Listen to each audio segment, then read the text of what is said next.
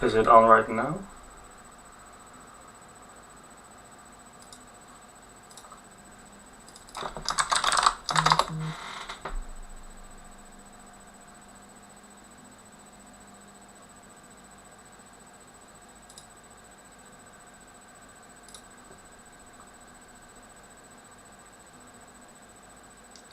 Hello?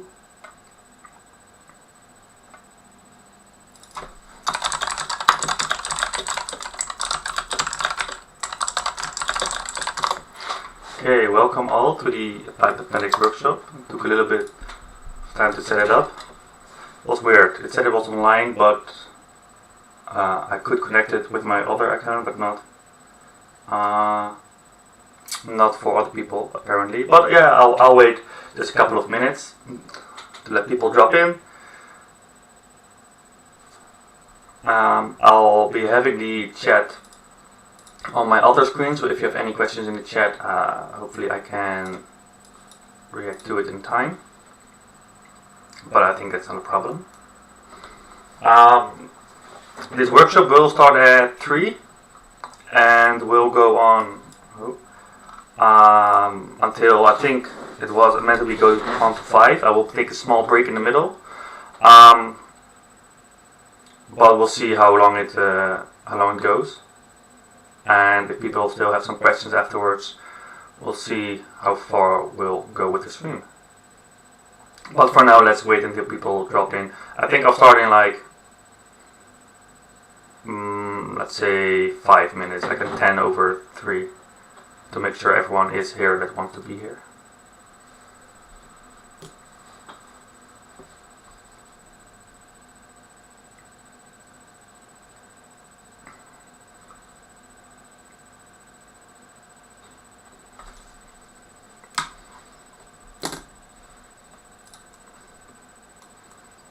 So for the people already watching, if you had to make the exam like right now, would you feel confident in passing the exam or not?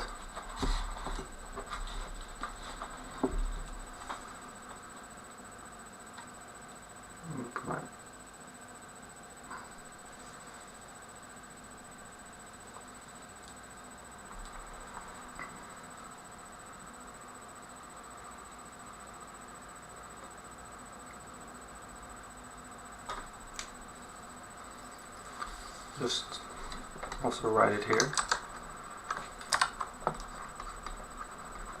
And we're starting at 10/3 to make sure everyone's here.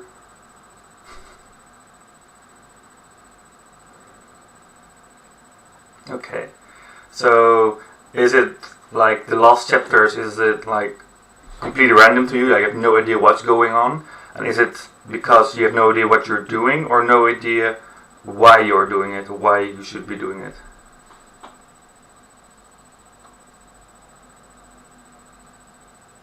Okay. Yeah, the second part is indeed the hardest. It can get like a very clustered and very... if you don't see why it is used and not seeing why we should do this, so with math, the usual problems is like they give a lot of solutions, but they don't actually give you a problem. So you don't know. You're sitting there in front of an exercise and you're like, I'm getting so much solution, but I don't know what the problem is I'm solving. So I'm not sure why this solution is good. So hopefully I will add a little bit on that. A little bit more understanding. However, there were 13 to 14 lectures in the lecture itself, which is like 14 times 2 hours almost, and I only have 2 hours, maybe 3, to explain everything. So of course I cannot do an exercise or something for every chapter. So I'll be going through the first chapters fairly quickly, and then when we get to the second part, I'll be doing chapter 9, 8 and 9 a little bit more in depth. Then I will have a break, hopefully in time, and after the break of like 10 minutes or so, I will continue with chapter 10 and onwards. So we have a bit more time for the later chapters.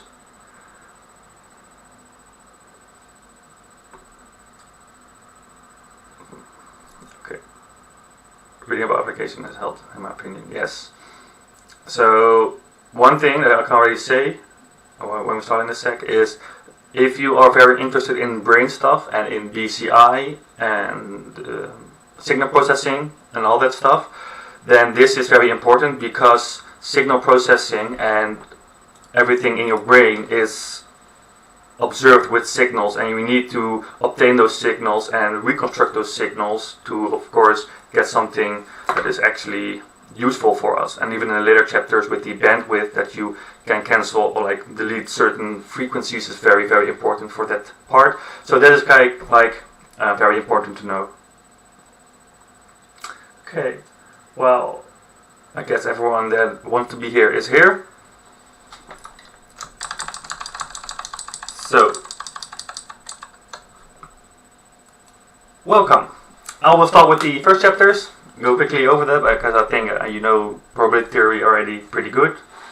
And if you have any questions, just ask them in the chat. I have a chat on the other screen here, so if you have a question, I'll probably see it. And if you think something went too fast, just say it. Or if you think, well, we already know this, also let me know if I'm going too deep into something that doesn't need to be explained that much. So, first things first, the probability theory, small recap, that we have the sum rule, which is of course that if we have the probability of A is equal, that is an ugly A, is equal to the probability of A and B plus the probability of A and not B. Then we have the product rule, which is of course the probability of A is the same as the probability of A given B multiplied with the probability of A. I really need to be more tidy with my writing. It's a product rule, and together they can use the rule that you've all been thrown to death with, and which will be explained many times, even in your masters, is the base rule, which is just the probability of A given B is the same as the probability of B given A times the probability of A divided by the probability of B. Well, this is probability theory. On to the entropy and information section, where entropy is a measure of uncertainty. So when you have number of outcomes and every outcome is equally likely, then the entropy is maximized for that probability. So for uniform distributions, the entropy is the highest. And how do you, the entropy denoted of course by H, is given by the minus sum of every probability in your set to how many probabilities that you have, multiplied with the second base logarithm of that same probability. And if you ever see a logarithm in information theory, then it's a second base log. Keep in mind that if you ever see log in the wild, that you have to remember if it is a 10 base log, a natural base log, or a second base log, and it kind of depends on who you are talking to. But the entropy calculated of a distribution of probabilities is just probability times the log of the probability, and adding them all together. Then you also have the joint entropy, which is of course the same thing, only this time you go over both the probabilities. So we have P, why you have, what is it, X, I, Y, J times the second log of X. Did I write the product rule correctly? Oh, this would be a B, of course. I went over it too quickly. My bad. Yes, thank you, Marlene. Went over it too quickly and even I did it wrong. But we have the probability of this, of P, X, I, and Y, J, which is like almost the same thing as normal entropy, but this time you just add the other part in it and you multiply it, and that's why we have two sums. The last two things about information theory is the conditional entropy. So what is the entropy of x given y? And there's one thing that's very important, is that this probability of this entropy, is always lower or equal to the entropy of x. This means that when we get information, we never lose information, in the sense that when y is given, it doesn't make us more uncertain about x in the total part. However,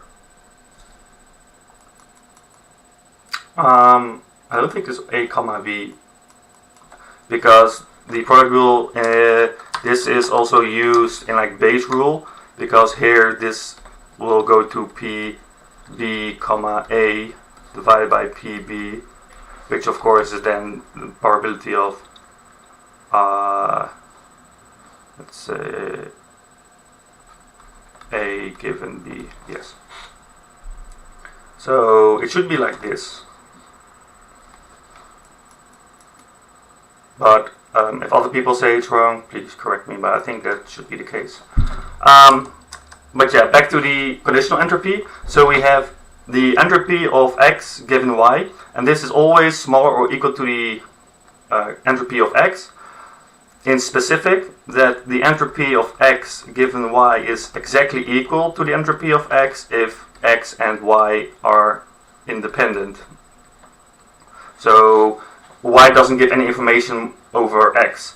And in any other case, when x and y are not independent, then if we want to know the entropy of x given y, this will always be lower than the entropy of x in total, because there is a small, not really an exception, but like there's a small problem that you can run into when you think that this is always the case. Because yes, this is always true. However, when we look at specific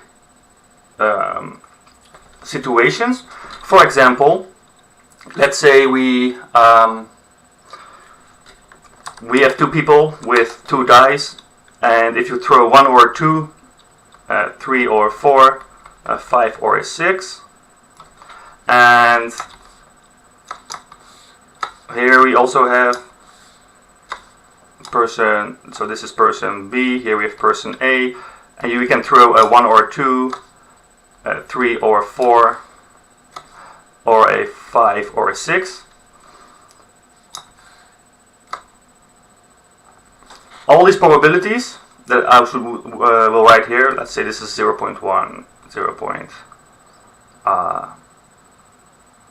0.1. Let's start easy with that one. Here we have 0. Let's just call it 0. And the other rules of this game doesn't matter. It's just if person A throws a 1 or a 2, and this person throws a 1 or a 2, there's a 0.1 probability that person A wins. Because we're looking at the perspective of person A. Let's say this is 0, this is 0, and this is 0.2. But we are left with 0.5 to divide, so we have 0.25 here, 25 here, and 0 here. So the thing is, every probability in here should add up to 1. And what I was trying to show with this conditional entropy is that this rule always holds. However, if we look at a specific subset, so in this case, you can use yellow, if we know that what is the probability of the entropy of B given that A is a specific throwing a 1 or a 2.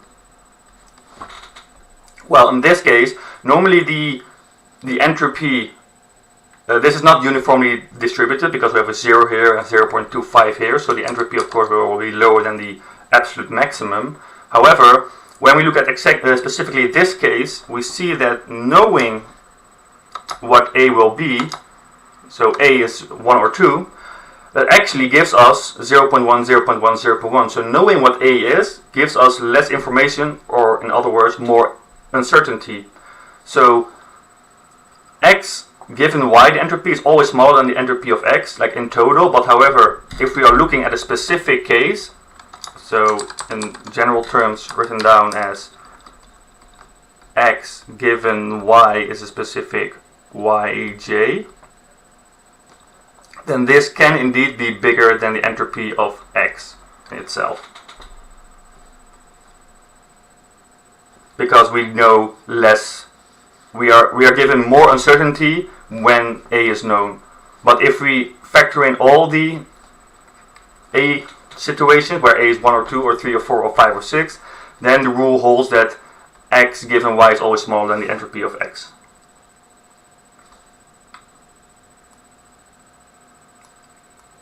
So that's like a small mistake people can make. Now on to one thing about information theory still, or like two things. One is the information itself. So information of X is given by, I think this is the sum of just the second base logarithm of the probability. Let's see. Yeah, that is correct. And we also have the information of X and given Y, for example. So what is the information of a variable X? This can be calculated with the entropies, with the uncertainties, with, let's see, formula X, H of X minus H of X given Y. And with information it's cool because it is the same for the other way around. So the information of X given Y is the same as the information of Y given X. Those are interchangeable. What else to say about the information part so far? I think this is like mainly the most important things. And then of course we have Huffman coding, which I will go over quickly. And one mistake people usually make is that, let's say we have a set of probabilities of 1 over 5. That's maybe a little bit too big actually. Let's go with a half, or make it small I meant. A half, then we have 1 over 4, let's say 2 over 1 over 4, let's do 1 over 8, 1 over 16, let's go for like a basic example. Like this. Or maybe actually, this 1 over 8, 1 over 8, 1 over 8. Yes, this is smaller and easier to explain. So if you want to make a Huffman coding out of this, you write down all the probabilities from highest to lowest down in one column, and you always match the two lowest probabilities. So usually people would just do it like, if you have like multiple 1 over 8, they would just always, create a tree like this. However, if you always do it like this, you will go wrong. Just always look at the two lowest probabilities. So 1 over 8, 1 over 8. You could also do these 1 over 8s, of course, because those are also 1 over 8. Doesn't matter. But always take the lowest probabilities together. And then in the end, of course, you should add up to 1. In this case, of course, what I said was normally wrong. If you always do it like this, then it is wrong. But in this case, of course, it comes out like this. So then for every downgoing edge, you can assign a 0. And for every upgoing edge, you can assign a 1. You can always also like flip it around. Like every upgoing edge is a 0 and every downgoing edge is a 1. Doesn't change the fact. And then you can just write down what for every outcome or every probability is its binary equivalent. So we have a 1 for a half. For the first 1 over 8, we get 0, 1. Then for the second 1 over again, we get 0, 0, 1. And then we have 0, 0, 0 for the last 1 over 8. And these also have a number of bits. So this is 2 bits. This 2 bits. This is 1 bit. This is 2 bits. This is 3 bits, and this is also 3 bits. So if you want to calculate the expected number of bits, it's just very easily calculated, because what you just take is for each probability, you multiply with how many bits there are. So a half times 1 plus 1 over 8 times 2 plus 3 over 8. Actually, I missed indeed 1 over 8, I think here. Yeah, I missed 1/8. Yeah, I'm not good at math. And 1 over 8 for the last one, for 3 bits. And that's how you calculate then the expected number of bits. It's just the probability of each probability times the number of bits assigned to that probability. And indeed, the probability should add up to 1. I just made a small mistake, but everything still holds in the sense that even if we were at 1 over 8, then of course the structure changes. But everything else I said is still relevant and true. And you know that this is optimal, or like fairly optimal, because the entropy of our variable is always smaller or equal to the expected number of bits. And the closer this is to your entropy, the better your coding is, or the more optimized your coding is. I think this is everything about the information theory that I can explain right now in a short amount of time. Any questions so far? And if not, I will just go on.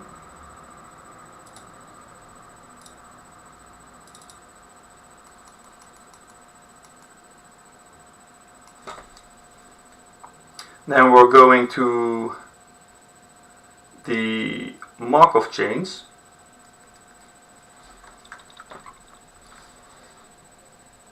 I see no questions. Go to Markov chains. So with Markov chains, a couple of properties of Markov chains is the first one, that we have a set of transitional probabilities and a set of states. So we have a set of states that we call, let's go for cyan, of S, which is just a set of states of S1, S2, S3, however many you want. And then we also have a set of transitional probabilities, usually denoted by a transitional matrix, where we're going from S1 to S1, from S2 to S2, etc., all the way up until how many states we have. And we can visualize this as well. If we draw a circle for each state, and if there is a transitional probability that is not 0, so if it is 0, it means that if this is state 1, then there is no arrow going to itself, in this case, because S0 is going to S0. But if we want to go to S2, and let's say this probability is 0.5, then we can draw an arrow from S1 to S2 with a probability of 0.5. And what is very important is that all the outgoing arrows of S1 should add up to 1. So this row should add up to 1, and this row should add up to 1. And each row needs to add up to 1, otherwise you do not know in some cases what you need to do. If there's a 0.5 probability that I go to S2, what are the other 50% of the time? What are you doing then? And you don't know. So it's very important to actually have all the outgoing arrows add up to 1. And if we have multiple more states, so let's draw S3 as well.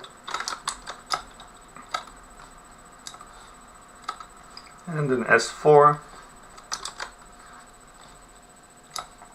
I'm just drawing some random arrows. Let's say this probability of 1, this probability of 0.5. You can also go back 0.5. Just like this. Just a random Markov chain. So there are some properties, more properties that are enlisted in the lecture notes. I'm not going to over every property like irreducible or closed or all those things, or just there's this theory that you should like remember and just read over once or twice along until you remember it. But there are multiple questions that you can ask with these Markov chains. And one is, what is the probability that we are, if we start at, let's say, our first state that we know of is in 0, call it x0, so our first initial state is S1. And let's just say it as 1, let's not do anything more than that. And we want to know what's the probability that we go to x2, and that 2 steps later we are in S4. Well, you know there were 3 possible ways to calculate that. The first one was to just go over each probability manually. So going from S0, what other ways can you go to? You can go to S2, you can go to S3, and so on and so on. And add to all those probabilities together. You could take this matrix of T, or sometimes also denoted as capital P. If you take this matrix to the power, to the power of 2, for example, then you know the probability of going from one state to another state in 2 steps instead of 1 step. And if you take the transitional matrix to the power of 5, then you know for 5 steps. However, this is still matrix multiplication, and for very big Markov chains this can be very, very inefficient. So the third way to do it in a more smarter way is to create a table. A table where you denote the different states on the left side, S1, S2, S3 and S4, and all the times of time steps T1, T0, T1 and T2 in your columns, and then you just calculate the probabilities of ending in that state at each time step. So if you know that you start in state S1, then you know this probability is 1, this is 0, this is 0, this is 0. For the next step, you know, oh, I'm going from 1, I can go to S2 or S3. So going to S1 is 0, S2 is 0.5, and S3 is 0.5, and S4 is 0. And then for the next step, you just take the probabilities in this column and not the initial probabilities.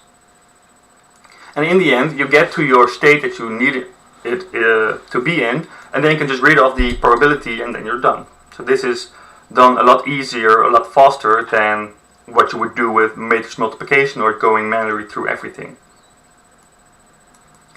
Then let's talk about the initial distributions.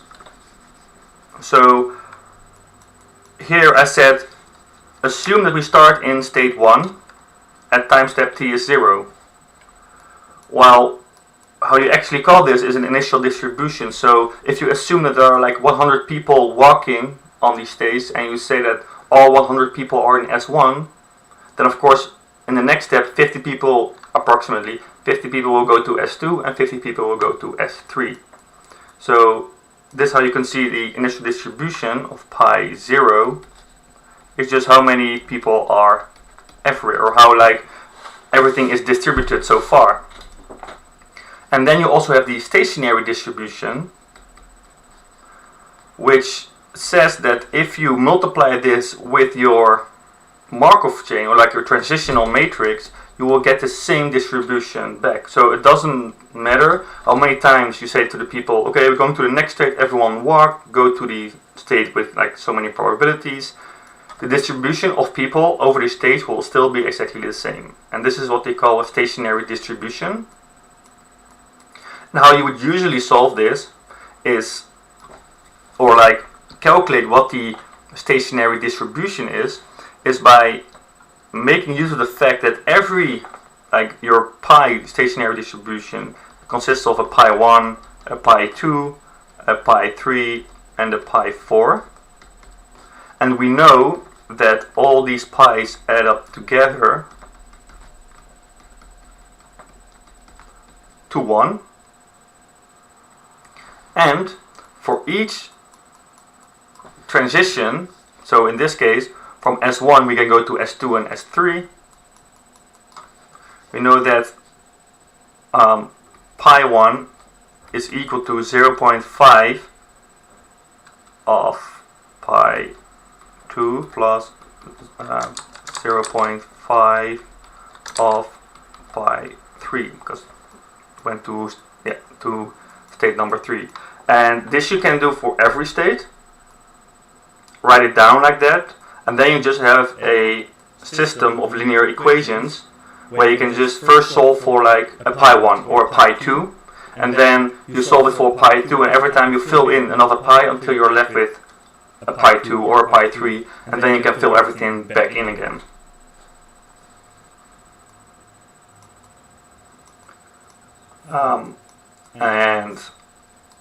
With this we also have the hitting times and absorption times, or like the expected number of steps. Usually noted with an H for hitting time, and hitting time just says what's the probability that you get into a state starting from one state. For example, you usually write down is if you go from state 1 to state 4, what's this hitting time? And it's almost the same thing as calculating the stationary distribution. You just look at, if you're going from H1 to H4, this is the same as 0.5 of H. From 1 you can go to 2, and our goal is still 4, plus 0.5 of, from 1 we can also go to state 3, and our goal is still state 4.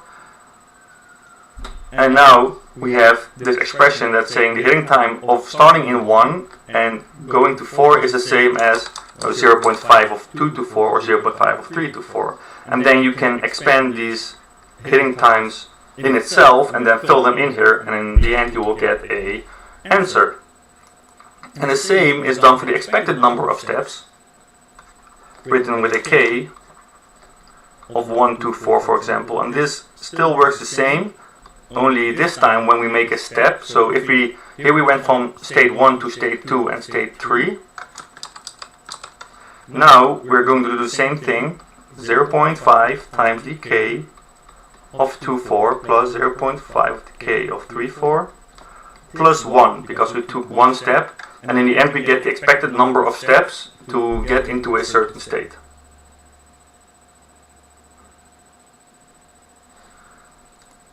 The last thing about Markov chains, if I'm correct, let's see my sheet, is the hidden states. So if we have a Markov chain with, let's say, S1 and S2, we can also talk about that these states, we know what these states are, and we know what these transitional probabilities are, and we can also observe stuff. So this is like an example you've also seen in the syllabus with 2 observed states.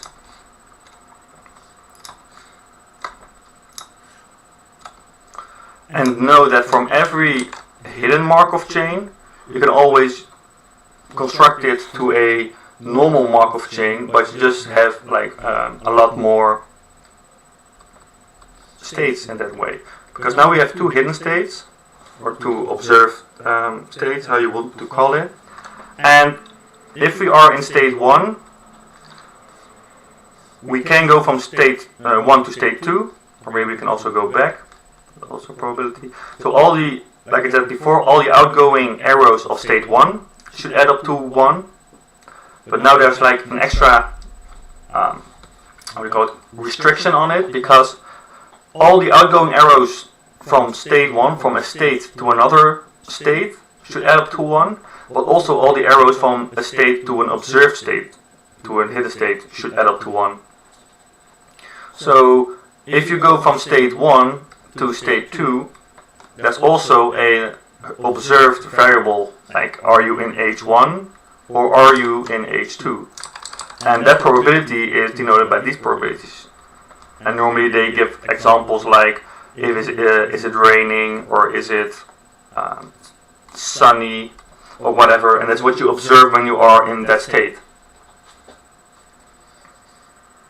And also with this, if you want to know what's the probability of going from one state to another state and observing certain things, you can again make such a table with all these different states that you have, like S1 and H1. You have S1, H2, S2, H1, and S2, H2.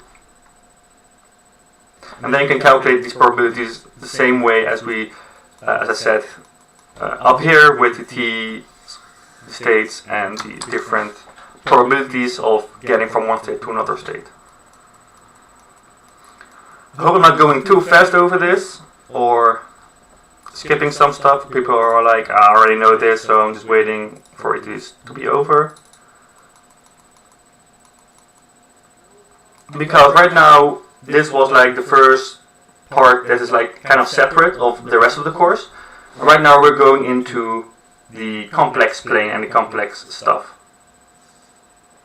So if there are any questions still about the last part or something you still want to have explained, please say so now. Otherwise we're going to the new chapters.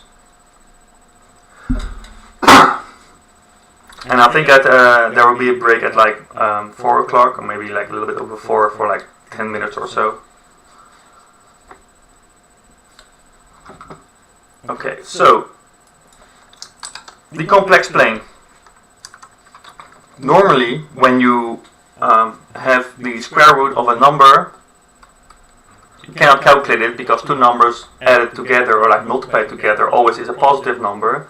And they created a new number saying that the square root of a negative number, especially -1, -1, is equal to I, where I squared is defined as -1. And with this, we can create a whole bunch of new numbers called the complex numbers. And we have, of course, the complex plane here from 0, 1, 2, 3, where we have our real numbers, our real axis here, and we have an imaginary axis where each point is I, 2I, 3I, and negative I, of course, negative 2I, negative 3I, and of course negative 1, negative 2, etc. In this we can have a number, a Cartesian number, how we call this. For example, this number here, we would denote it by 1 plus 3I, because that is the position on this complex plane.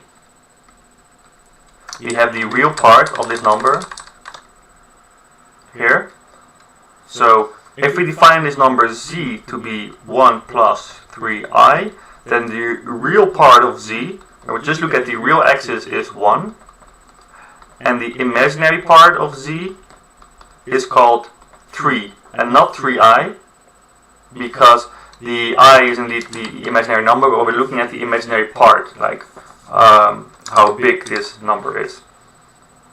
So that is like a way to denote our complex numbers with a real part and an imaginary part. And the addition is very simple. I'll just go over it quickly. Let's say we have another number, w, which is -2 minus 2I. If we say we have z plus w, we just add the real part, so we get 1 minus 2 plus, and the imaginary part, which is 3 minus 2I, which will be -1 plus I.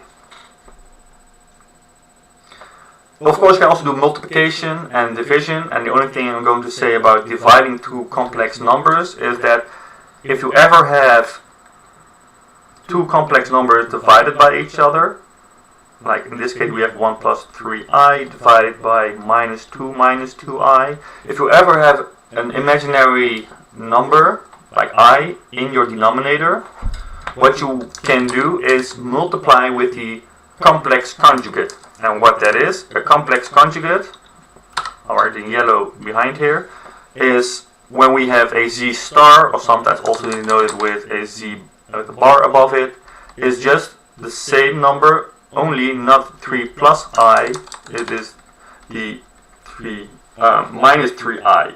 We take the imaginary part negative. And if we multiply this number here with its complex conjugate, so we are going to multiply with 1, which you can always do. And now we are going to look at the denominator number, take the complex conjugate of that, so -2 plus 2I, -2 plus 2I. And if you calculate this, then in the end you will get a number where in the denominator there is no imaginary part. So in this case we'll get minus 2 times minus 2 will be 4. Now the minus 2i and minus 2 will get to plus 4i, and this minus 2 and this plus 2i will of course get to minus 4i. So these will cancel each other out, and then we're left with minus 2i plus 2i multiplied with each other is minus 4i squared. But I squared was minus 1, so this is the same as 4 plus 4. And in the top we have something else I'm not going to calculate. But now you see in the denominator we don't have an imaginary part anymore, which makes it a lot easier to calculate numbers. Now, this is one way to calculate this number, to represent this number actually, because we have the real part and the imaginary part. We can also do this with calculating what is the distance from our point up until 0.0 and what is our angle towards our point. Now, this number, the green number here, was called the Cartesian number, or like a Cartesian form. And the yellow number, as you've seen multiple times already probably, is the polar form.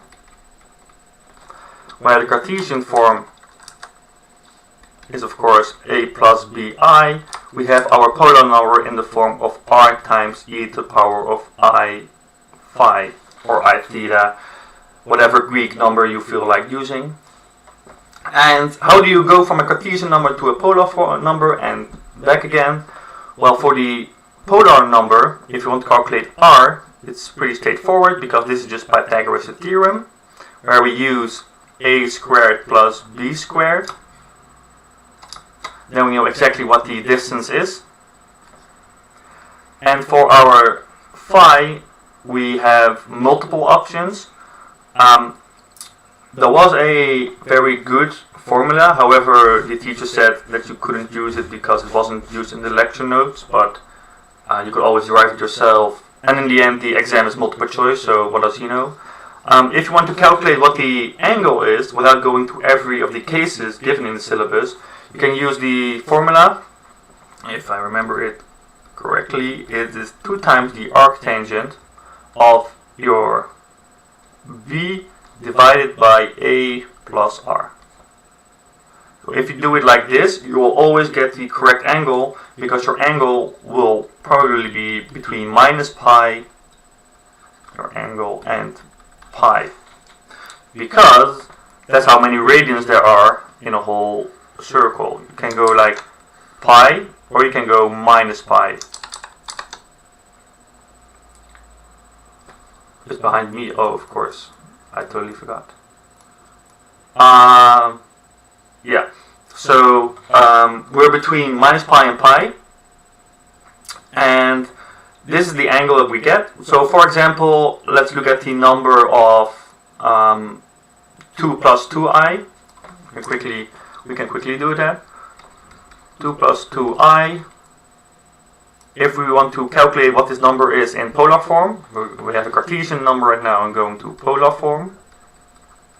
First we need to calculate what r is, which is of course the square root of 2 squared plus 2 squared, which is 4 plus 4, which is square root of 8. And then we have our phi. So what we can do, if you fill this in your calculator, 2 times the arctangent of 2 divided by 2 plus square root of 8, you can get an answer. Or if you want to do it like in the lecture notes where you do everything more manually, you fill it in and you have all these cases, which is also on the cheat sheet. By the way, there are small mistakes on the cheat sheet, and I will fix them hopefully tomorrow. I have another exam tomorrow, but after that I have some time. But you can always look at that, and there the formula is to use the arctangent of just 2 divided by 2, and then you have to look at all these cases, like is a smaller than 0 or bigger than 0, is b smaller than 0 or bigger than 0, all these things. But in the end, both will have the same answer. Yes, Duco, that would also work, indeed. This, however, then you have all these cases, and they are on the cheat sheet. If you would rather use that one, it's also fine. If you would rather use the top one and do not care about the cases and just want the correct answer immediately, then you take the top formula. It is all fine because they will both get the same answer, and in this case that answer will be pi over 4. And with that, we can actually write down our Cartesian number, our polar number of 2 plus 2i in polar form will be the square root of 8 times e to the power of I pi divided by 4.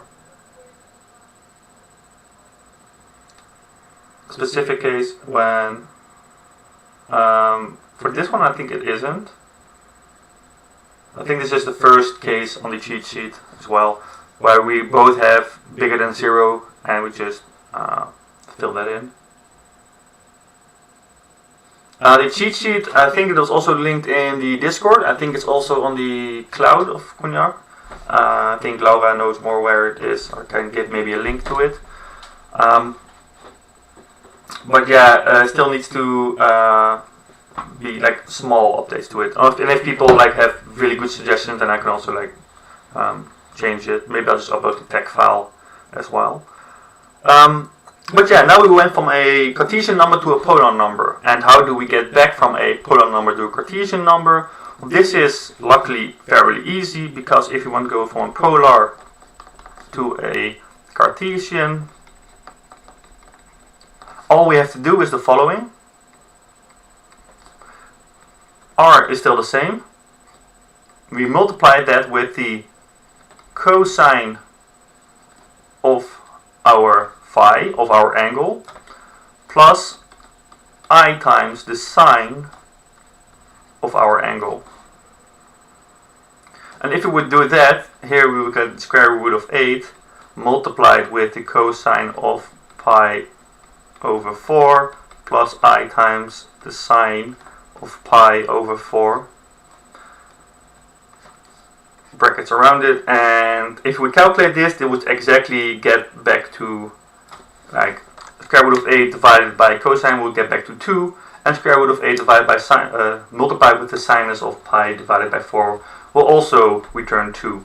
So we would get our original number of 2 plus 2i exactly back. Okay, cool, but why do we have these polar numbers? Why do we even have these two forms? Well, the Cartesian numbers are very handy dandy when we first use them and when we just add up numbers. However, when we add up polar numbers, let's say we have a polar number z of r times e I phi, that's an ugly phi, and we have another polar number of w, which is s times e to the power of I theta. If we multiply z and w, then we would get r times s multiplied with e to the power of I phi plus theta. So instead of multiplication, of course, we still have to do multiplication with the r and the s. The angles are just added together. And the same is when we divide two polar numbers, then we would get r divided by s multiplied with e to the power of I of phi minus theta. And this makes multiplication and division a lot easier, as well as to the power, because z to the power, there was also one exercise I think like z to the power like 400 or something, or like we can even say z to the power of 2021. It's just the same thing as r to the power of 2021 multiplied with e I phi multiplied with 2021, because if you take the 2021 to the power of this, then you have the rule that if you have a to the power b to the power c is equal to a to the power b times c. So you just multiply the powers, which makes a power of a imaginary number a lot easier. And there are so many more things we can actually do with this, because here, when we went from a polar to a Cartesian number, we wrote down how we used the cosine and the sine on the angles to obtain our Cartesian number again. Well, Euler very smart guy, he had some formulas for us. He used the inverse Euler formulas, he invented them, where the cosine of x is equal to e to the power of x. Let's use theta. If I can write a nice theta. Is equal to the power of e to the power of I theta plus e to the power minus I theta divided by 2. And for our sine of theta, it is e to the power of I theta minus e to the power minus I theta divided by 2I. And these formulas are used a lot, and we'll also see a little bit back in chapter 8. I think a lot back actually in every chapter. And this is very nice because now we can rewrite our cosine and sine in terms of exponential numbers.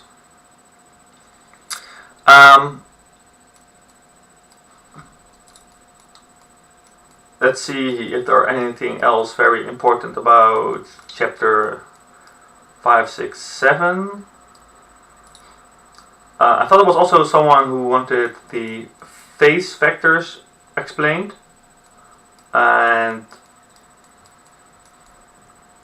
the phase vectors, I had to look up what they actually meant with it again, because I don't think it's used a lot in the course. So that's why I had to look at it again.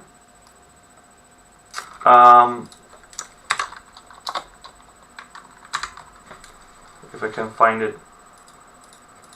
Hello. No, it doesn't work. Okay. So the phase vector is when we write I think it was a cosine, or like any signal with an angle t plus like phi. But if we rewrite this to an Euler, like the e power, then we would have a phase. Yes. So let's say if we have this number, then if we would write this to exponential number, like the polar form, then we would get, with the inverse Euler formula, of course, get e to the power of I theta plus phi plus e minus I theta t plus phi divided by 2. But what they mean with this is that actually each of these polar numbers represents a part of the signal. This is very important for each signal, of course. And these phi's in this aren't very helpful. They are not dependent on t. So what they say is, to make stuff a little bit easier, let's first look at this one. It's the same thing for the second one, of course, but issues with space and everything. We're just going to look at the first one. And the first one is like e to the power, like a half e to the power theta t plus I phi, which we can then of course rewrite as a half times e to the power of I phi times e to the power I theta t. And I will get to that question in the second part. So what they say about the phase vectors is only this is dependent on t and this is not. So what they call this is the phase vector of capital X. They call this as though the phase vector of a signal, but then instead of written as a sine or cosine sine, it's written as powers of e, and the part that is not dependent on t is then called the phase vector. And then you can, if you have multiple of these e powers, then you can add these phase vectors together or subtract them. But you can look at the lecture notes for more details on like what formulas there are on that. That's what all the phase vector is, explained like in chapter 7. Now the question of Puck, how do you determine what values containing I end up being, e.g. e to the power? Yes. So how do you know what values is what? So indeed, let's go with this. Okay, so we have our radians. A radian is nothing more than if we have a unit circle. Let's see if I can draw a circle. Close enough. So if we have a point on the circle with unit circle, which means the radius is 1, then this distance is 1, this distance is 1, and normally if you would like make a triangle where this is also a distance of 1, then you would have like a very nice triangle where every angle is 60 degrees. However, when you make this last side an arc and not like a straight line, you can also make this a length of 1. However, it will be a little bit smaller than normally. So these angles are of course not 60 degrees anymore, and we're also with an arc and not a straight line. So what they call this angle, exactly this angle here, is like 1 radian. Oh, of course, yes, sorry.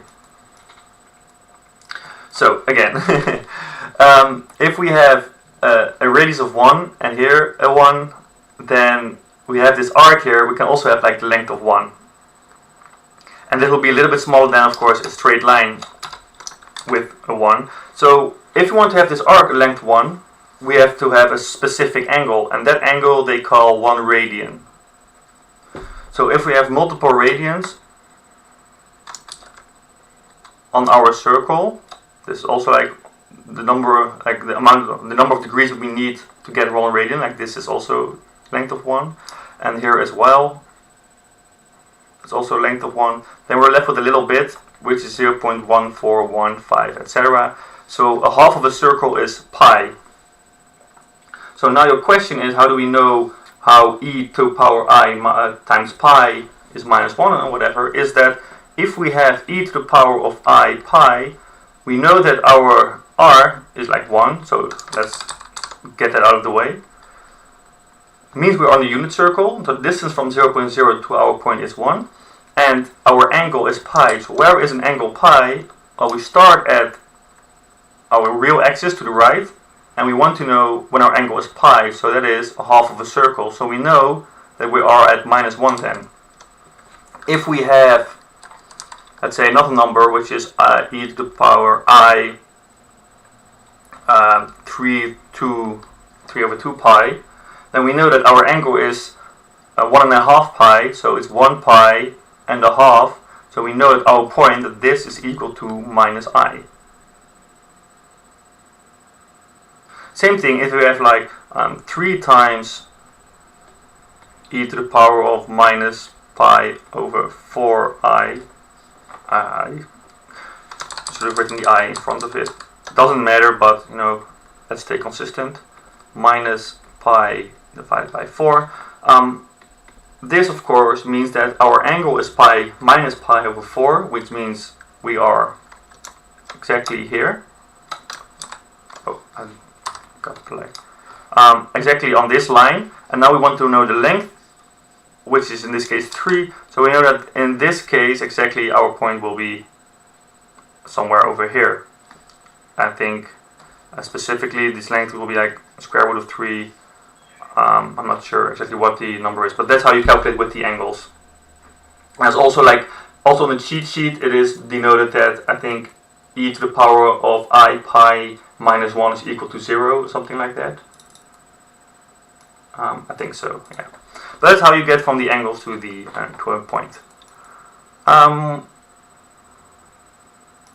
Yeah, so I'll quickly do chapter 8, and then I think I'll do a small break of like 10 minutes. If people really want to break right now, say so, otherwise I'll just continue.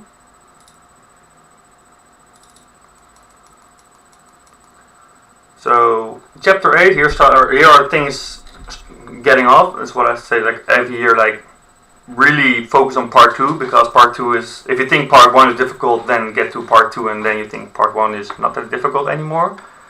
And what they are saying in chapter 8 is 2 things. One thing is we have Fourier synthesis and Fourier analysis. Or 2 R's, I don't know if 2 R or 1 R, analysis. And What these are saying is Fourier said that if we of course have a simple signal which is very beautifully defined, as for example sine of x is beautifully defined, then we can of course reconstruct this. If we have another arbitrary signal, like this for example, then he says we can also reconstruct this signal, but we just have to add multiple sinusoids together. And especially, like exactly what he's saying is, every signal, doesn't matter how weird it is, every signal that we have can be represented as an infinite sum of sinusoids or cosines or whatever you would call it. And that is very unique property, because if we are talking, our sound waves of course are very they are kind of periodic, but they're also looking very erratic, and we want to be able to represent our own signal with like music or our voices into something that we can actually write down with mathematical functions, instead of, well, it's just this squiggly line. And what he says is just every signal that we have can be represented as a sum of these cosines. So the first thing he says is, well, not he says, first thing also in the lecture notes, it is denoted that we can then have, if we start with I is 0 up until infinity, we can have your cosine, I think this is called our base amplitude of A0 plus I think they use K actually, K of our kth angle plus, I use the same numbers with omega, k times t plus phi. So we can have a lot of different cosines to represent this specific number. If we just take an infinite number of these cosines, then we get this back. Similarly, we knew that we could use Euler's formula, where we said that the cosine of theta was equal to e to the power I theta plus minus I theta divided by 2. We can use that on every cosine here as well. And as we see here, we get the angle and we get the negative angle. So instead of starting at 0, what we are doing right now is we get a k starting at minus infinity of an ak multiplied with e to the power of I omega k times t plus the phi actually is added into this ak, and I don't think they call this ak anymore. I think they call this like xk,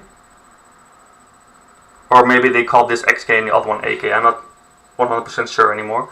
But what I say with this is exactly with the phase vectors that I explained before. The phi I here is like taken out of this e power and put into this constant here. And we also have a constant for x0 for when k is specifically 0. So we can represent signals as a sum of cosine or as a sum of exponentials.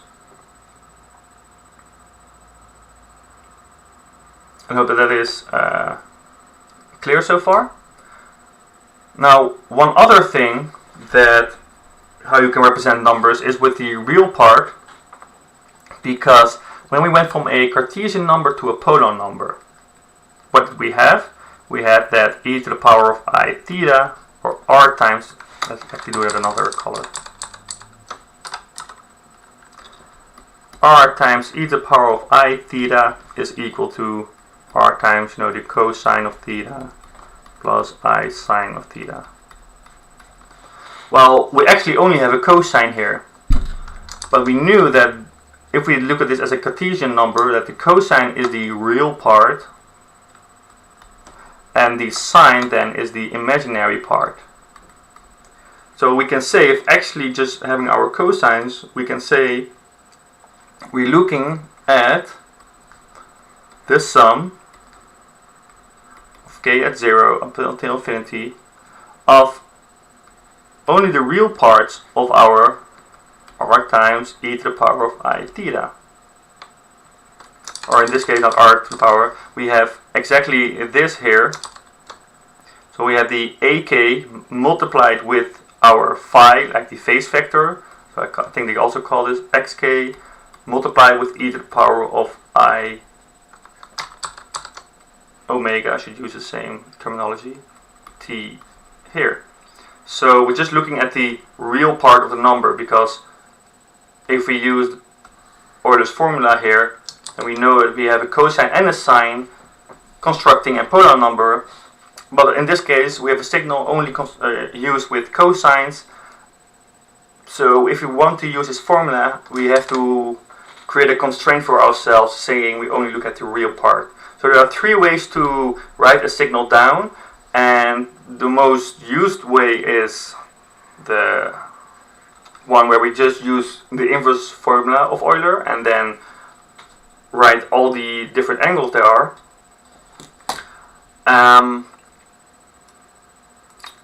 But the other ones are also used for some exercises only, I think.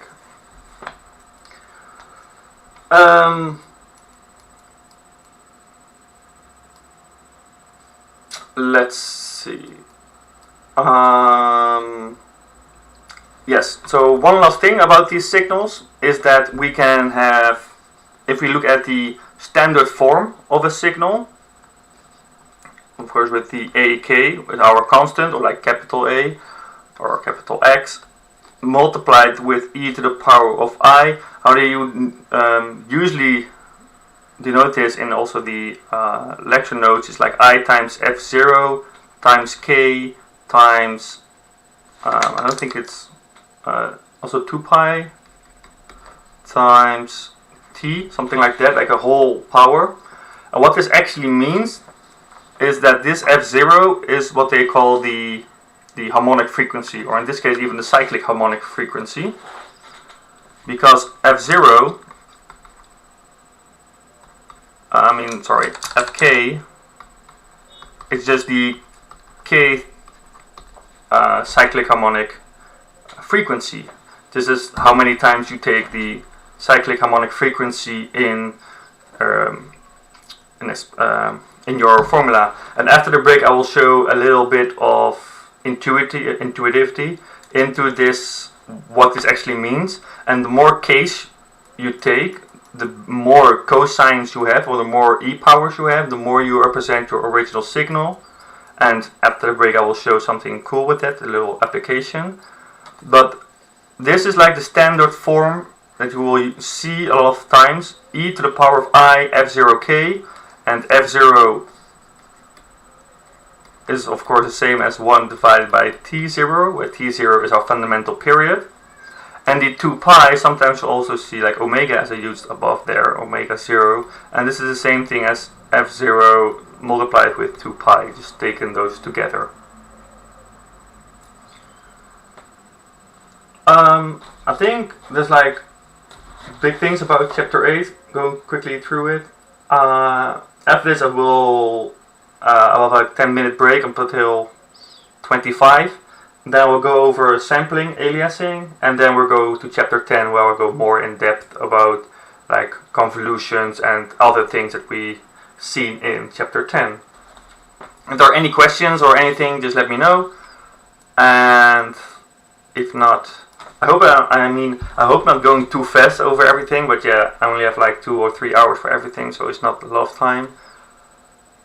I know I can talk sometimes very quickly, but as long as people are still interested and still watching, then I think it's fine, I hope. So let's have a small break, and we are back at 16:25. For a small break, we can get something to drink or anything, and after that I will continue.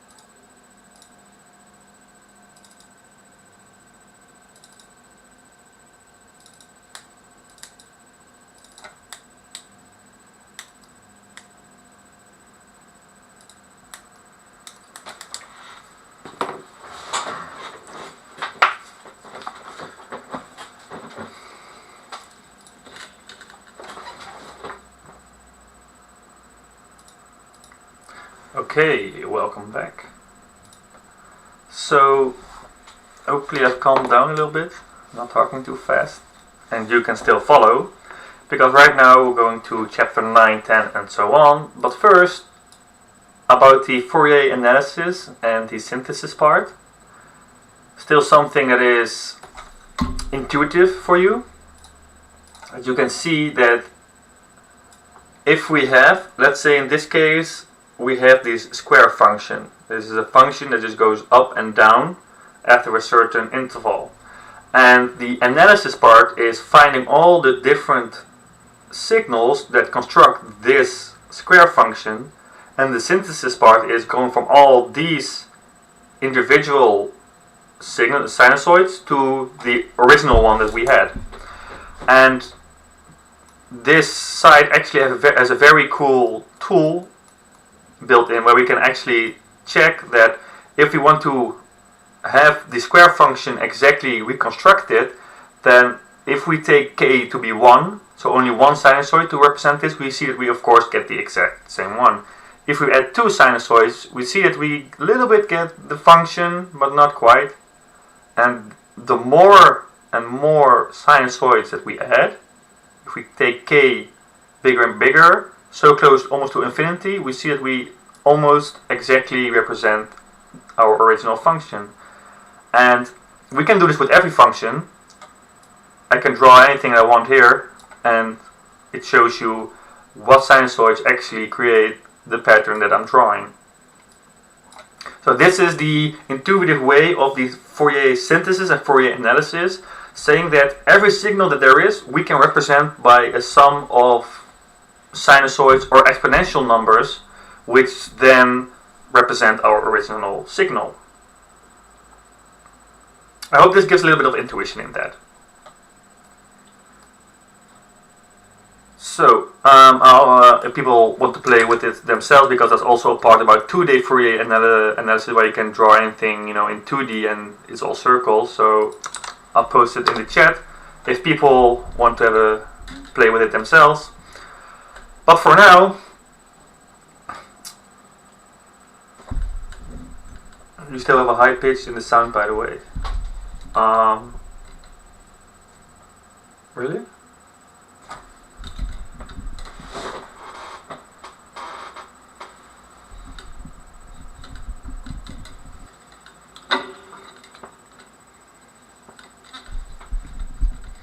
Is it better now?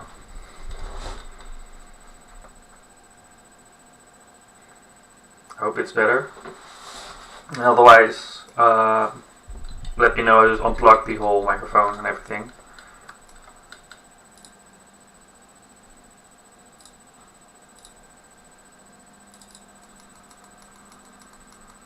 Okay, maybe it's just lower then. Okay. Yeah, have it too. Same, not same. I don't hear it. Is it still there or not? Otherwise I'll just... Oh.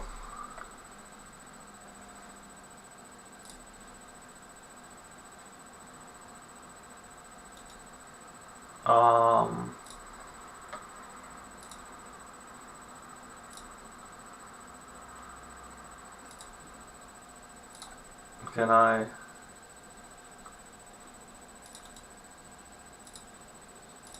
Okay, I hope it's not too much of a problem.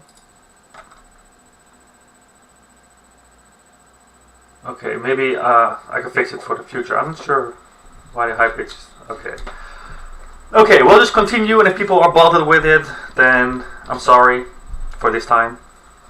So, chapter 9. So, we saw that we can actually, every signal can be, as a sum of so many signals, and we can get back to the original signal, whatever. Okay, how can we use this actually in practice? Well, just using it in practice, we can't, because this is just a property of every signal. However, we can kind of use that property in the constructing of a signal. So if we have someone playing guitar, and we want to record that, we have a nice sound wave. Let's say this is a sound wave, whatever.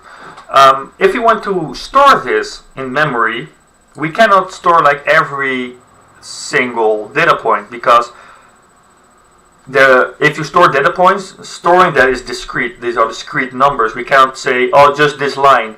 That doesn't hold for a computer. A computer wants to have like specific data points. So how do we know what points to sample? So this is our original function. We call that xt. And then we are going with a sampling frequency or sampling period. What does that mean? That means that if our sampling period is, for example, 0.1 second, this means that every 0.1 second we take a sample. We check what the amplitude is at this moment of the song, like according to, of course, the axis like this, and we just store all these values. And how we call this? We call this, of course, the green. The here we replace t with n times ts. So what we get is this, or in other words, with round brackets n times ts. If you want to have like exact continuous value. However, if we're just looking at like an array, if you want to compare it with programming, we just have the nth data point of our signal that we are storing. And if we want to go back to our original signal, what we do is we replace the n with t divided by ts, which of course will give us back our original function. However, it is reconstructed, and if it is reconstructed, we denote it with a tilde above the function of t. Then we get, hopefully, our original function back. Now there are some properties with this, because we cannot just go from the original function to our normal, like our sample function, back to our reconstructed function, because we do really like our space on our CDs and DVDs, because we want to use it as efficiently as possible. So how many times do you need to sample in order to reconstruct our signal back again? And this is what Shannon did with Shannon's sampling theorem. This guy put it in red because Shannon was another genius guy. Shannon said that if we have a period in our original signal, so we have, let's see, a frequency of fk. If we want to obtain our fk back again when we reconstruct our signal, so going from all these points, if we just have these points, how we can get back to this green line again is that he says the maximum frequency that we want to keep, we have to be at least twice as high as that. This shouldn't be, damn it. Second. I made a small mistake, because the sampling frequency, how fast you want to sample, is 2 times the highest frequency that you want to keep. So for example, us humans, we hear up until like 20 or 21 kHz in the wild, or like in the wild, just everywhere around us. And on CDs, you normally see that there's a sampling rate of 44.1 kHz or something. That means that we can reconstruct frequencies from up until the half of this, which is 22.05 Hertz, which is like above of what we can hear. If you want to have more, like we can have also like compare this with filming or like videos, everything. If you have a slow-mo camera but just record normally and you watch the footage back normally, you have so many frames that you don't actually see because there are so many frames. However, if you go slower, then if you just would record it with your phone, there would be like shocks every time you would go from frame to frame. So you would need more frames in order to actually see what's happening between those frames. And the same is true with frequency. It just depends on how high you want to be able to record. And why do we need twice as many? As Shannon said, well, if we draw another signal, then he says we need at least 2 samples each period. So this is one period. That's not a line. This is one period. Here we have another period. He says we need at least 2. What happens if we have less than 2? It's also in the lecture notes. Then if we have like a point here and we have a point here and then we have a point here. If it's way like not enough, then if we want to reconstruct this, how we could reconstruct this is like, oh, we can have this sinusoid also going over it, which of course is not the correct one. We want the green one back. So Shannon says we need at least 2 per period. However, if we do exactly 2 per period, like this for example, then the function we would get back is the exact same frequency. However, the amplitude would be off, because this could also be a correct one, or like very small. So Shannon says that we need at least 2. So if we take more than 2 at every point like this, then of course we can get the original function back, if this was the original function, because maybe the original function was this.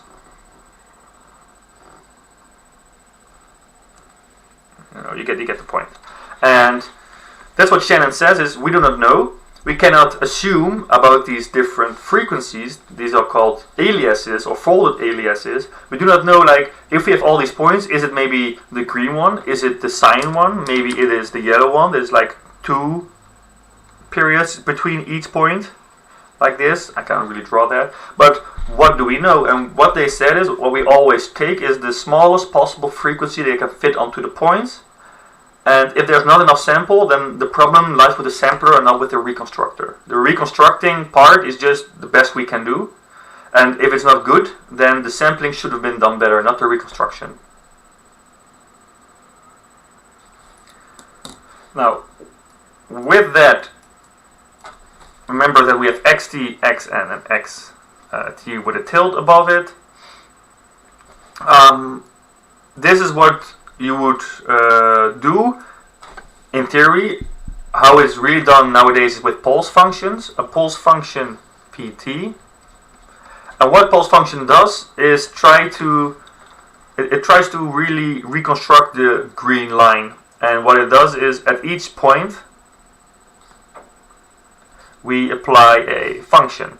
For example, the simple square function that we also just saw, where we have a height of 1 if t is, let's take it with t then. If t is smaller than t0, or like bigger than t0,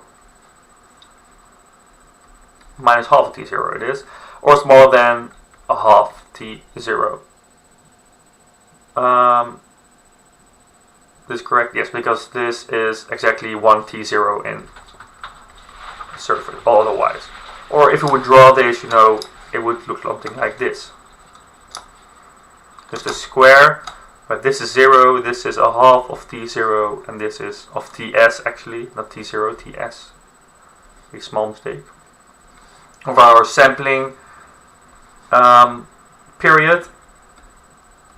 And if you would apply that to every point, you would get just something like this. It's also like a very nice picture of this in the lecture notes. But this is actually what a pulse function does. It just applies a function to every point. And as you can see, the yellow line kind of represents the green line, but not very good at all. There are some other functions that we can use, like the triangle function and whatnot. And they say that the best function to use is a sinc function. And this is the only time they mention it, so I'm not going in depth in it. But the sinc function of like a t, and this is like what I think he called the octopus function or something. It goes something like this. And if you apply this to every point, then you get your original signal perfectly back. And that's the only thing you have to know about really the pulse functions, is that it's used to get from the discrete, like the sample points, back to our reconstructed signal. So far clear? Because then we're going to chapter 10. let's just open a new one. Yes, chapter 10, the fun chapter. Okay, so up until this we have had a lot of information before we can actually start at what's actually explained in chapter 12. 12 is really where things are converging to. All the information that we're getting is converging to chapter 10. Chapter 12. In chapter 10, there's again some information given. So, what does chapter 10 say? Chapter 10 says, let's say we have a system T.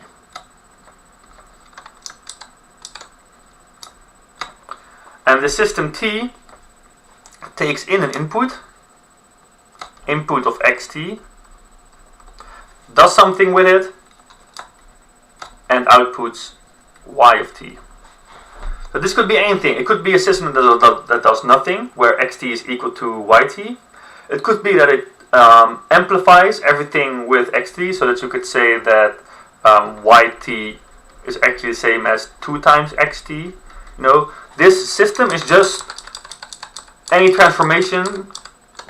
Is just like a general term. It could be a transformation in any way, and it could also be a derivator, so that we will call the derivation. It could be an integrator, that we look at the integration of what's input. It's just that we have something and we put into it, it transforms it, and we get an output. I think that's very important to capture of this. That's just a system, it's not an LTI system or whatever, it's just a system of T.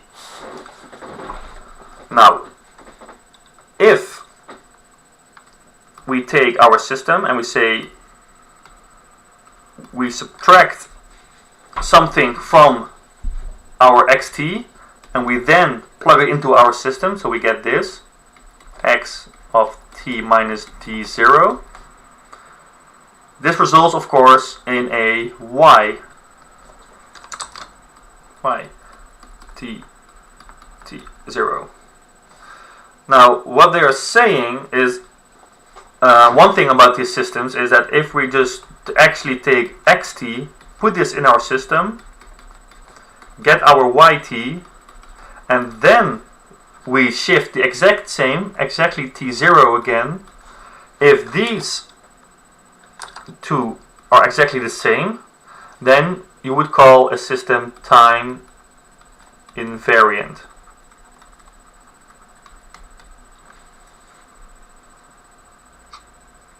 So that is like the TI version, I think, of the LTI systems. It's like it's time invariant. It means that if you would shift your original function or the output function, it doesn't matter if you would do it before transformation or after the transformation. It means it's time invariant. In the same way, there's also a property called linearity, which means, let's do it in yellow, where we have xt consisting of an x1t plus an x2t. There could be multiple functions, there could be 5, could be 10, but right now I'm just sticking to 2. If we put this in our system individually, so x1t plus t of x2t,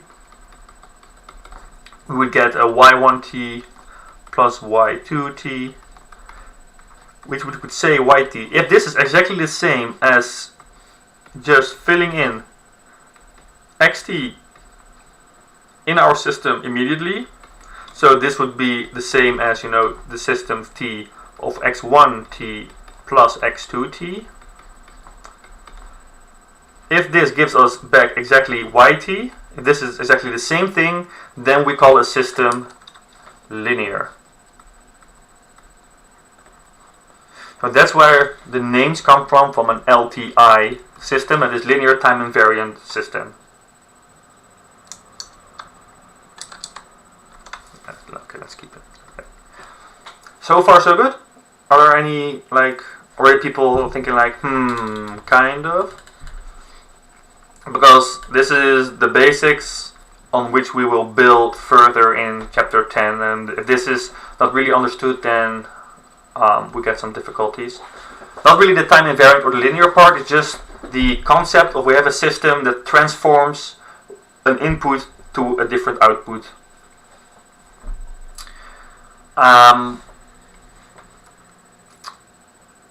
Let's draw a system again. We had the linearity and time invariance explained. Let's draw this system again. So we have a system T where we can, of course, input a function, and if we input xt, then we get about as output a yt. Again, your xt can be anything. Any function is just xt. Now we define a new function, which we call the let's start with the Dirac delta function. So delta t, and delta t is defined as infinity if t is 0, and as 0 if t is not 0. Furthermore, the surface, if we integrate this function, is exactly 1.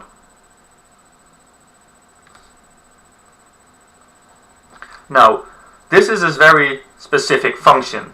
This is also used for sampling from images. If you want to get a value from an image and you only want to have a specific samples, this is a very well-known or well-used function, because it just really is, it exists on one point only at t is 0, and everywhere else it is 0, and on 0 it has the value of infinity, but its surface is always 1. Now, if we fill in a specific function, so if delta t, if you fill this in here, then we get the ht out. So the delta function, also called the impulse function, comes out as the, of course, the impulse response. Now, like I said, xt can be any function. So if you would define xt to be delta t, then of course your yt is equal to your impulse response, because your xt, your input, can be anything, but your impulse function that you input is always the impulse function, nothing else.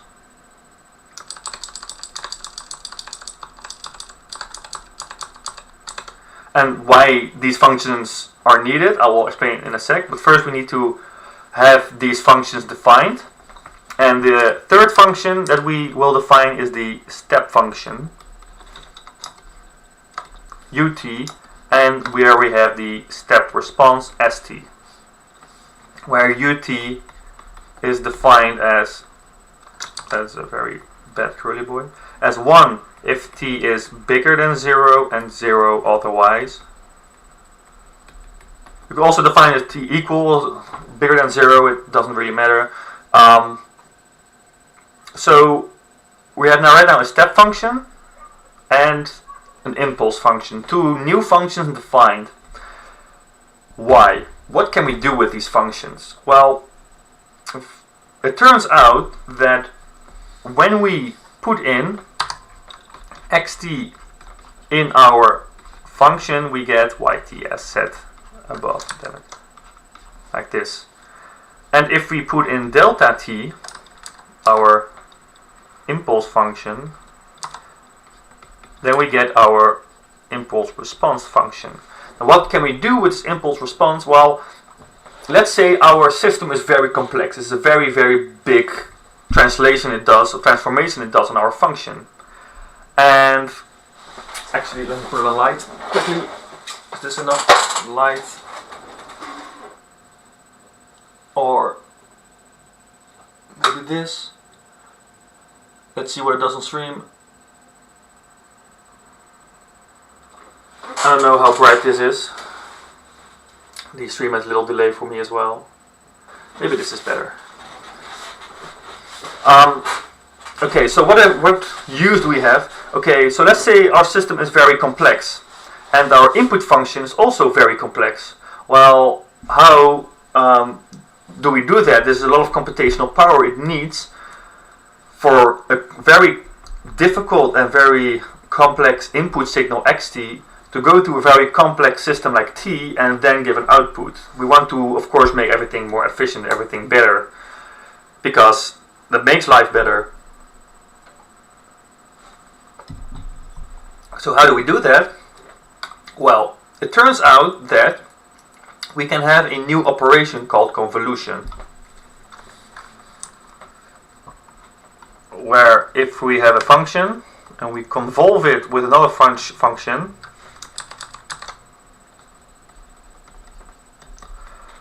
which is the same as integrating from minus infinity to t of ft multiplied with g, and now I have to remember this correctly, not ft, is s, fs multiplied with g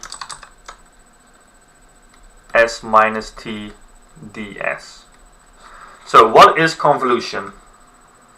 I've shown this some people as well in my work group, but I never knew what convolution was until I saw the Wikipedia page with a nice animation of what it is, and I'll show it here for you. What it does is it actually takes two of the surfaces, two functions that you have, it slides one function over the other function, and it looks what the shared surface is. So here you can see the new line, new function, the black line, is the two functions convolved in each other. So if we watch it again, we have two square functions, and if we look at every time, the yellow part is their shared area, and we just measure what their shared area is, and that value it is at that specific point. That is what convolution really is about. It's about these two functions that you get over each other. Well, how does it help us? Well, it turns out that all the functions that we just defined, all the information that I've just given, if we have a function like our input function, and we slide our impulse function over this, what we get back is just our normal function. It's just our input function again. Because what is the, if I would quickly draw this, if we have a function like this, like x squared or something, or minus x squared plus 4 or something like that, I don't know. At every point, we're going to look what the shared surface is. So if delta t, if we are looking at this point, delta t is just, our impulse function is just a line. Well, the function was just one line, where the surface was 1, but it goes to infinity. So what's the shared surface here is just this part, what I draw in yellow right now, is this part. And at the next point, it is also that part. So you would see that at every point, the shared surface is exactly what was our original surface. Now this gets everywhere because we go continuous over every t. So this in the end will of course be completely filled. So we get our original function back. That's amazing. Why is that actually amazing? Well,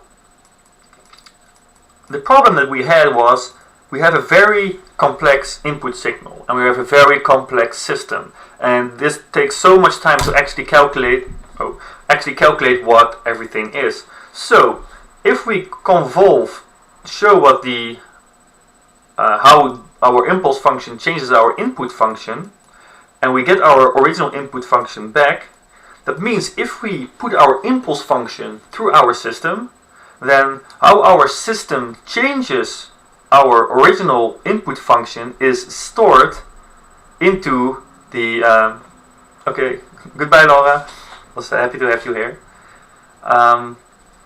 So if we have a delta function, we put it into our system, we get our impulse response, and with the impulse response we have actually stored into the impulse response how our function would change. So that means that if we would actually convolve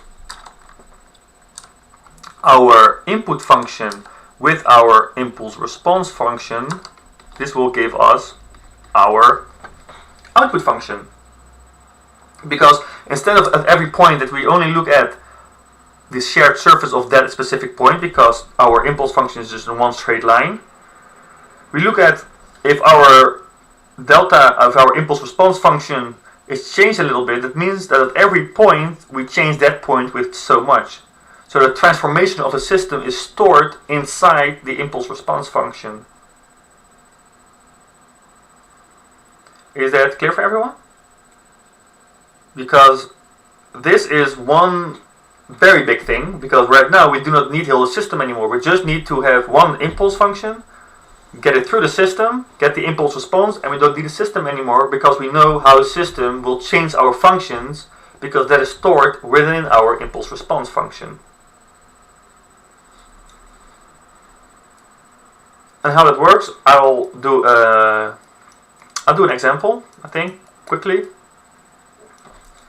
I think I've done an example already for some people. I tried to find another example with kind of the same, how do you call it? Actually, I have 10.6 in the lecture notes. I actually want to do 10.12, but I already did for other people, so I don't want to have to get duplicate exercise examples. If you look at 10.6, for example, and then answer E, where does the impulse response come from? So the impulse response, the HT, this is, if I draw this in, let's say purple, the impulse response function is just if we have our system, and here we put our impulse function through our system. It comes from a system, how it's calculated. So our system does something with a function. We do not know exactly what it does. I mean, we do because we function it. It could be anything. So we could say that our function shifts all the functions to the right. So if we put in an xt in this, the output will actually be the same as xt minus 2, and we would call this yt. You know, the whole function is just shifted a little bit to the right. That could be a function. Another function could be that we actually, that if you put an xt in it, that this function would be the derivative of xt with respect to t, which we would call the yt. So anything that is in our system, it could be very simple, like a shift or like a multiplication. It could be a little bit more difficult, like integrating or derivation.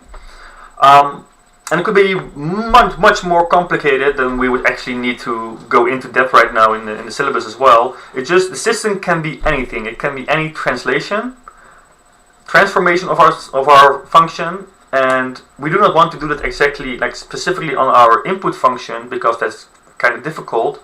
What we can do is store it in our impulse function, because it's a very easy function, and then we get our impulse response function. Does that answer your question?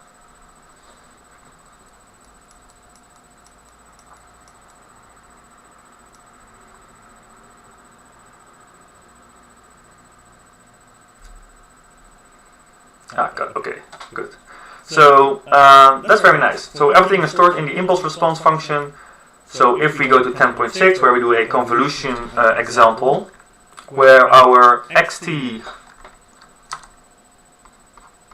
is defined as 1 plus t multiplied with the step function, and they say our impulse response function is given by t times ut, which is equal to like t if t is bigger or equal to 0 and 0 otherwise.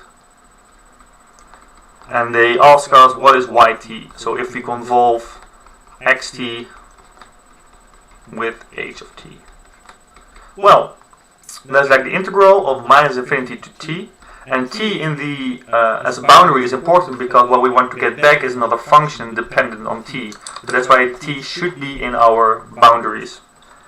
Then of course we have x of s. Let's actually fit it in immediately. X of s is the same as 1 plus. Actually, let's make it more clear. So I'll make x of t yellow, and h of t I'll make cyan. So if we have x of s, that means we have 1 plus s multiplied with u of s. And for our h of t, we will get, instead of t, we will fill in s minus t. So we will get multiplied with s minus t multiplied with u s minus t ds.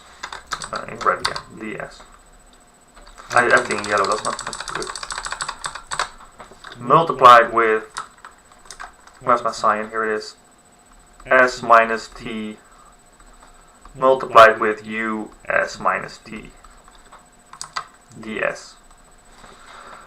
So if you would convolve this, calculate this, if you ever have an integration like this, what you always have to look for is if you have a step function in these functions, step functions make things a lot easier.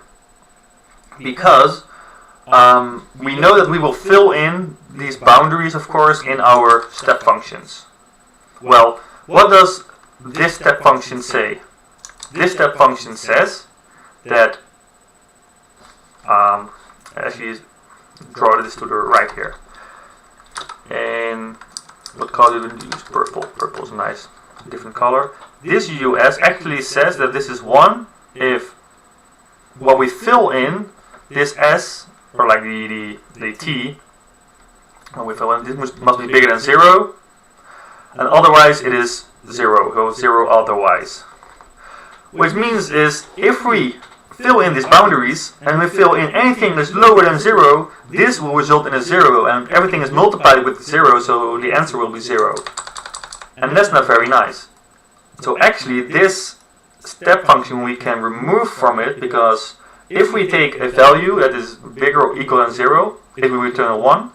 So I'll just write down the new integral from 0 to t of 1 plus s multiplied with, this is actually just 1, because we will always have a value of 0 or bigger, but this is actually a 1, multiplied with s minus t times u s minus t ds.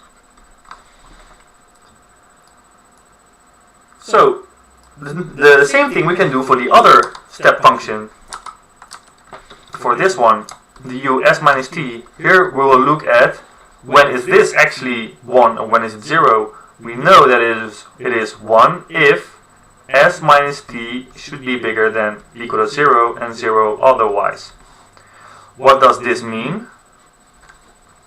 This means that minus t, so if I work it out here to the right a little bit more, this means that minus t should be bigger or equal to minus s, or t should be smaller or equal to s. So what does it say for us? T can only go up to s, or s should be bigger than t, because what does it mean if we can always reason about it? If t gets bigger than s, then our how do you call it? Then this, of course, the whole number in here will be negative, and the whole number negative, and this will be 0, and everything is multiplied with this will, of course, be 0. This workshop end. We're already 5 o'clock. So I'm finishing this example. I think it will be going to. I think I can be done in 10 minutes. I can also be done quicker in let's say like 5:30. I'll be done in the end. Isn't it t minus s? Like the convolutional the definition, you mean?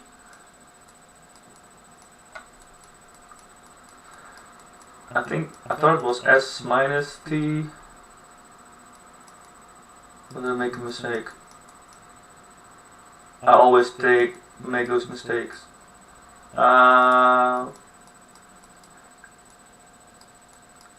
Let's scroll up.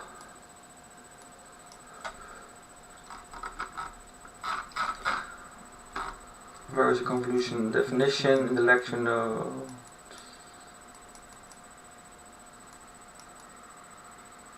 It's t minus s. That's a small mistake that I made. See, and that's why we have a cheat sheet, that we don't make those mistakes. So, apologies, this should be t minus s. And then everywhere here, it should also be t minus s, t minus s.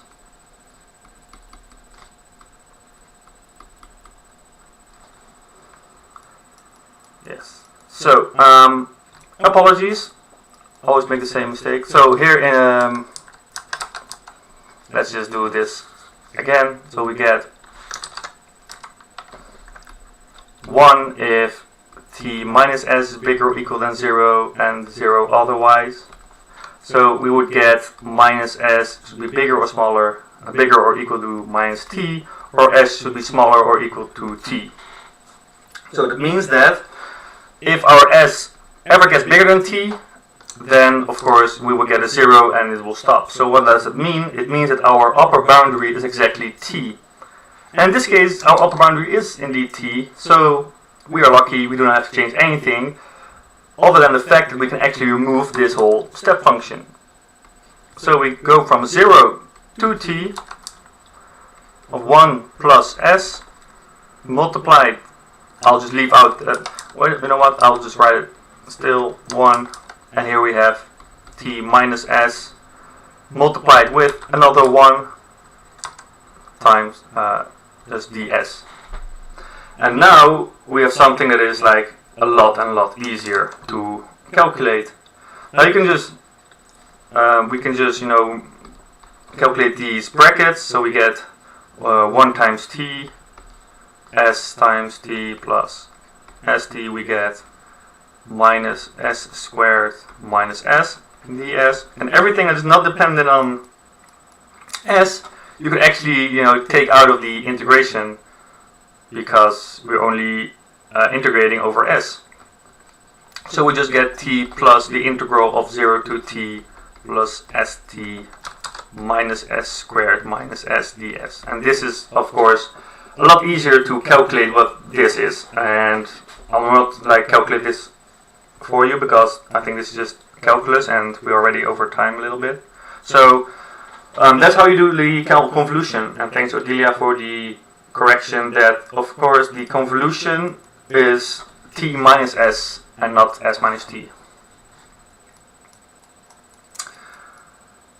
So that is the most important part of chapter 10. It is that if we have a system that is very complex, or just any system, then we can save how that system changes any input value to our impulse response, because our impulse function itself is not changing our input function, but our impulse response function is.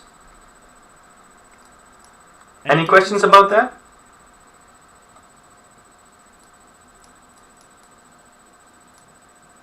Because the next chapter, chapter 11, 12 and 13, is all kind of the same. It all builds further on this concept to make your life a lot easier.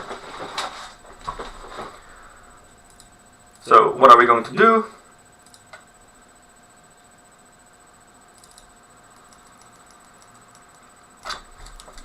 In chapter 11 they say, well, if our input function xt is of a specific form, namely the form, this time I got this one written down, of a times e to the power of I phi times e to the power of I omega t, or this is normally denoted as, ak or xk or something. If it's of this form, then actually we can rewrite our ht into your h omega.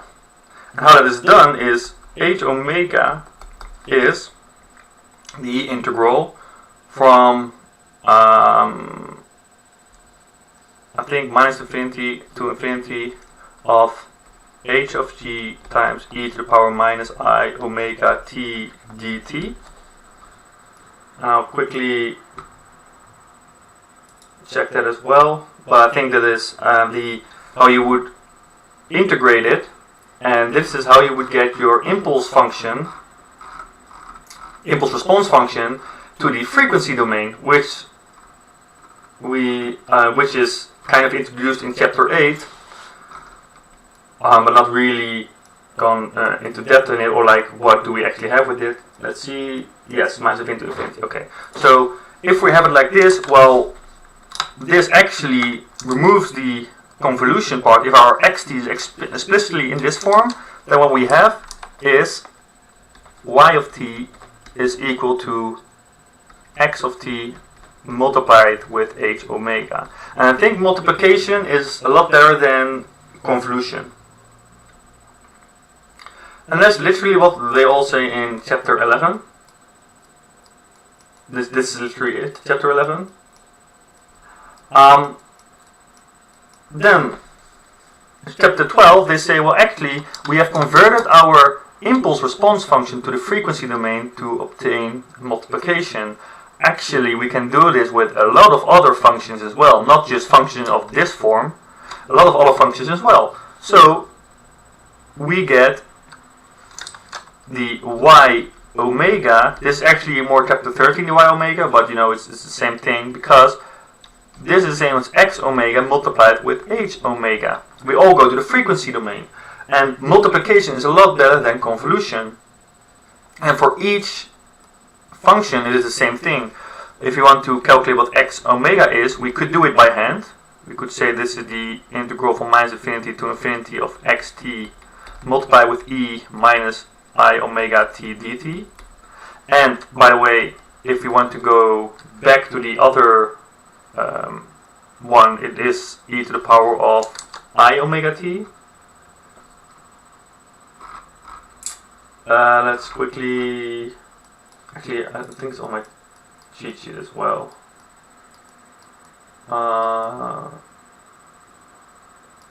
It's convolution. And yes, so if you want to go back from h omega to ht, for example, then you would have 1 divided by 2 pi of the integral of minus infinity to infinity of h omega multiplied with e to the power of I omega t d omega. So what we said in chapter 10 about the convolution and everything, now they say we can actually do this a lot easier, and even now this is how you do it by hand, like if you want to calculate it yourself, but they already did this a lot for you. In chapter 12 or 13 they prove a lot of these concepts. I think chapter 12 they prove a lot of these functions, which can be found in the tables also on the second page of the cheat sheet, or like all the way in the back of the lecture notes. There are like 2 tables, and there they say if you have, for example, a function of the form, if they say that they're let's go to green again. If our xt is of the form a times cosine of omega 0 t plus phi, then we know that our x omega is of the form pi multiplied by a power e phi times the impulse function of omega minus omega 0 plus pi a e to the power minus phi multiplied with the impulse function of omega plus omega 0. So this whole thing is actually, if you just take this input function, calculate it like this, and then this is what you get out of it. And they already done that for you, so you don't have to do it yourself. You just have to know which rules that you need to apply in order to get from the time, the frequency, like the time domain, into the frequency domain, which is with omega. And that's all like chapter 11 and 12 says. It's like to make things easier for you. Like how do we go away from convolution, because convolution is very expensive product. And let's literally use the tables in a smart way. And another thing that we have with this whole frequency domain is what is explained in chapter 13, are these filters. And this is actually the same thing as Gerben said in the chat, with that he is, using an equalizer to, cut everything off that is above 16k hertz. This is exactly like chapter 13, because what they say is like, oh, you can have a filter, a cutoff frequency, which says if omega, like this is 1, or like this is your original function. I'm not exactly sure. Let's see. Yeah, okay, it should be a 1, not original function. So this is a 1 if omega is above 16k hertz, and it is 0 otherwise. So this is exactly the thing that he talked about in the chat. It's just if you want your high frequencies to be filtered out of anything you hear, you just, apply a filter, but you want to know which frequencies. And if you are in the time domain, if you have a signal that goes something like this, how can you sort out those specific frequencies? And you can't, because this is all in time domain. You need to go to the frequency domain to see what frequencies there are in order to really get those frequencies that you want, or remove those that you do not want. And that is very, very helpful for a lot of applications, including BCI, where there's so much noise from other parts of your brain that you just want to focus on a specific set of frequencies. And that's why all these different filters come from, like the high pass filter, the band pass, we have band stop, low pass, time delay. These are all filters that you can use to really pinpoint specific frequencies that you want or do not want.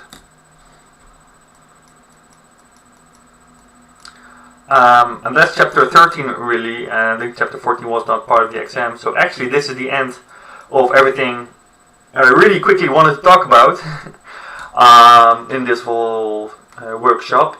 I hope I didn't go too quickly. I went a little bit over time, but it's hard to compress 14 lectures in like one lecture at a time. However, I hope it still made things clear for people. If there are questions, please ask them. I'll be here like till I think 10 or 13 minutes. Also, there are videos that I made in kind of the same style on the Cognac channel. If people have feedback on that, or maybe other courses that they want explained like that, please let me know, because I think I knew this was a course a lot of people had trouble with, so I made those videos for this course. But if there is another course that people have a lot of trouble with, then I can maybe also make videos for that. And for now, if people have questions, let me know. And if not, then this was the end of the workshop. So I hope you learned something from this whole continuous stream of information.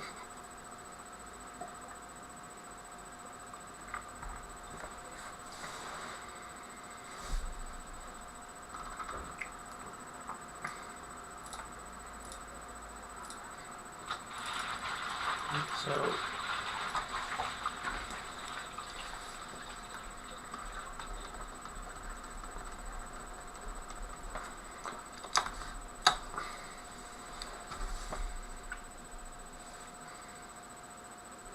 yes, I love helping people, so thank you for paying attention and being here till the end.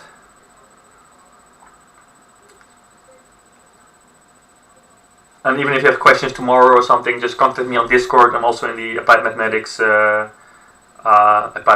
Discord channel. So, okay, thanks a lot, Tijmen. Yeah, I think that's the biggest problem in mathematics. They give you a lot of solutions, but they do not give you an incentive like why this is a solution. It's very hard to understand something which you don't know why it is better, or like solving which you don't know what it is solving. So I hope I gave a little bit more insight on that. Yes.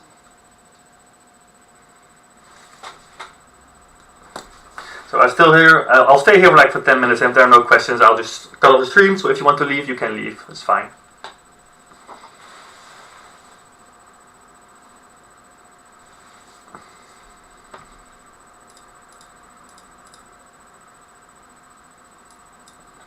Or maybe not specific questions. People like, could you do this exercise, or maybe a specific example of the exercise. I could also do that.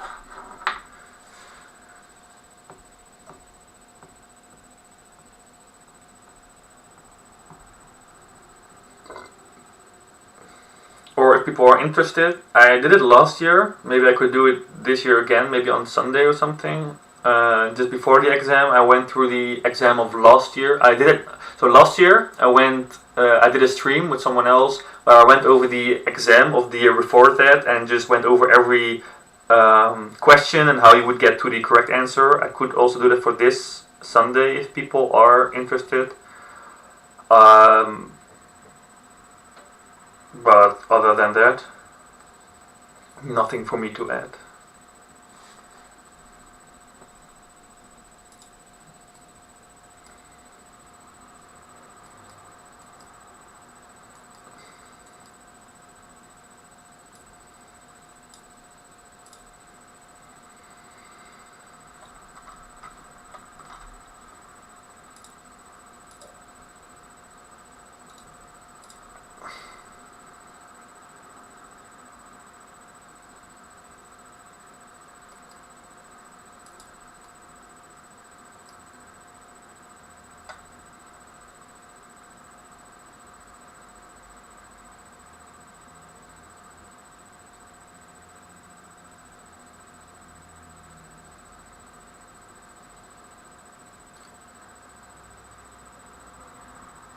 I think the exam is pretty similar. I mean, there are also, I think, 3 previous exams uploaded, and I think it's kind of easier because you have multiple choice.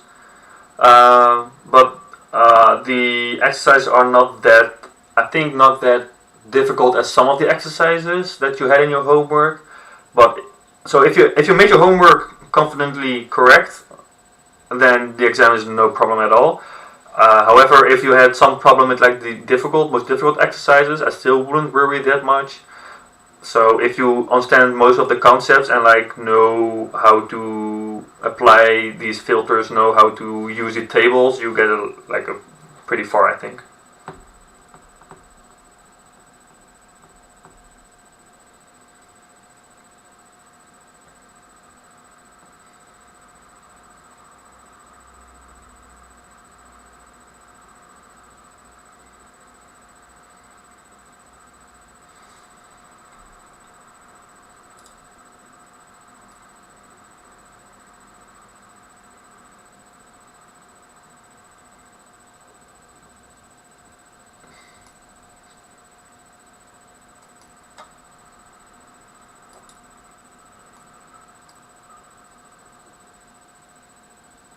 Yeah, yes. Nice. Okay. Hopefully that lessens the stress about it.